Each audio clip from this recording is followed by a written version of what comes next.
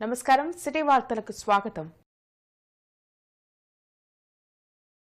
ఇల్లందు నియోజకవర్గం రోళ్లపాడులో గత ప్రభుత్వం ప్రణాళిక చేసిన విధంగా రోళ్లపాడు రిజర్వాయర్ నిర్మించాలని సిపిఐ ఎంఎల్ న్యూ డెమోక్రసీ రెండు పార్టీల ఆధ్వర్యంలో జరిగిన సమావేశంలో రాష్ట్ర నాయకులు అవునూరి మధు డిమాండ్ చేశారు.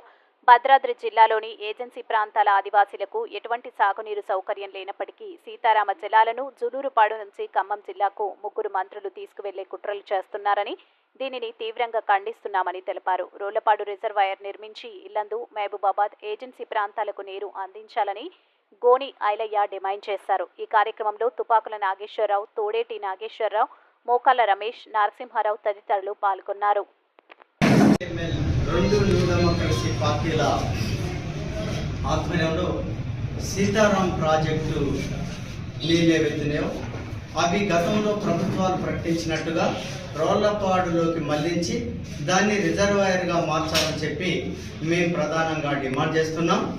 అట్లాగే ఈ రిజర్వాయర్ ద్వారా ఉమ్మడి ఖమ్మం జిల్లాతో పాటు ప్రధానంగా కొత్తగూడెం జిల్లాలో ఉండేటువంటి భద్రాచలం, మనుగూరు, ఇల్లందు, కొత్తగూడెం ఈ నియోజకవర్గాలతో పాటు మహబూబాబాద్ జిల్లాకి కూడా ఈ నీళ్లు ఎత్తిపోతల ద్వారా అందించాలని చెప్పి మేము డిమాండ్ చేస్తున్నాం.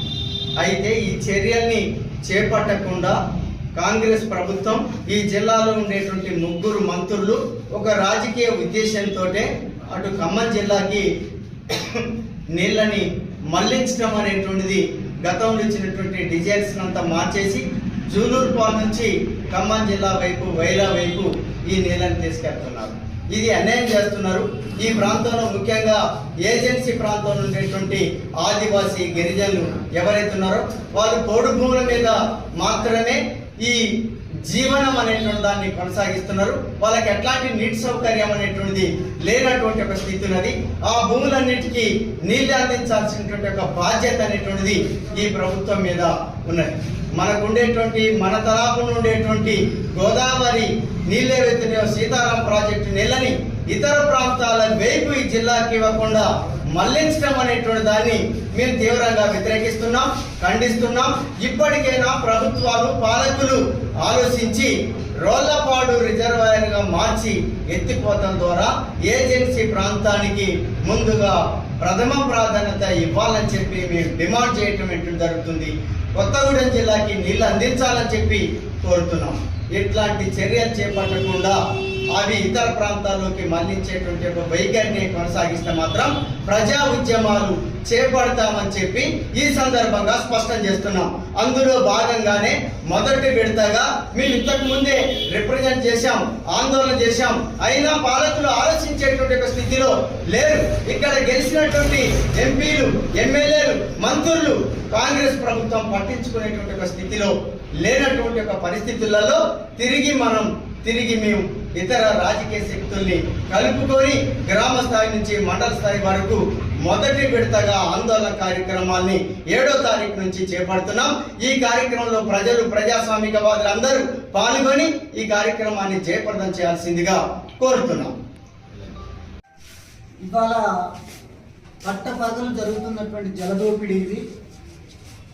గోదావరి పరివాహక ప్రాంతంలో ఉన్నటువంటి ఆదివాసీ ప్రాంతాలకు చెందాల్సినటువంటి సాగునీటి అవసరాలను, నీళ్లను వాళ్ళకు దక్కకుండా చేసి కృష్ణా జలాల ఆయకట్టు స్థిరీకరణకు మళ్లిస్తున్నటువంటి ఒక నయా జలదోపిడీ అనేటటువంటిది 2016 టీఆర్ఎస్ హయాంలో ప్రారంభమై నేడు కాంగ్రెస్ ప్రభుత్వ హయాంలో కూడా కొనసాగుతుంది.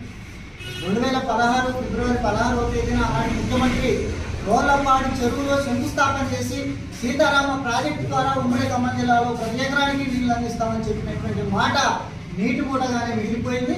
డిపిఆర్ రిపోర్టు కూడా మార్చేసి ఆయన శంకుస్థాపన చేసినటువంటి ఆ చెరువును కూడా మార్చేసి చివరికి ఏ ఆదివాసీ ప్రాంతానికి కూడా ఎకరానికి కూడా నీళ్ళు ఇవ్వకుండా ఈ మొత్తం తీసుకెళ్లి పాలేరు, వైరా రిజర్వాయర్ల ద్వారా ఇంకా చెప్పాలంటే మైదానంలో ఉన్నటువంటి నాన్ షెడ్యూల్ ఏరియాలో ఉన్నటువంటి ఆ రైతాంగం యొక్క అవసరాలు తీర్చడం కోసం మాత్రమే ఈ ప్రాజెక్టుని ఈరోజు అట్లాంటి ప్రాజెక్టుగా రూపాంతరం చెందించడం అనేటటువంటి జరుగుతాన్ని దీన్ని చాలా తీవ్రంగా మేము వ్యతిరేకిస్తున్నాం. ఈ ప్రాంత ప్రజాప్రతినిధులు జరుగుతున్న అన్యాయం మీద మాట్లాడాల్సినటువంటి అవసరం ఉంది, వాళ్ళకి బాధ్యత వహించాల్సినటువంటి అవసరం ఉంది. ఈ ప్రాంత ప్రజలు ఎన్నుకున్నటువంటి ప్రజాప్రతినిధులు మీరెందుకు మాట్లాడారు?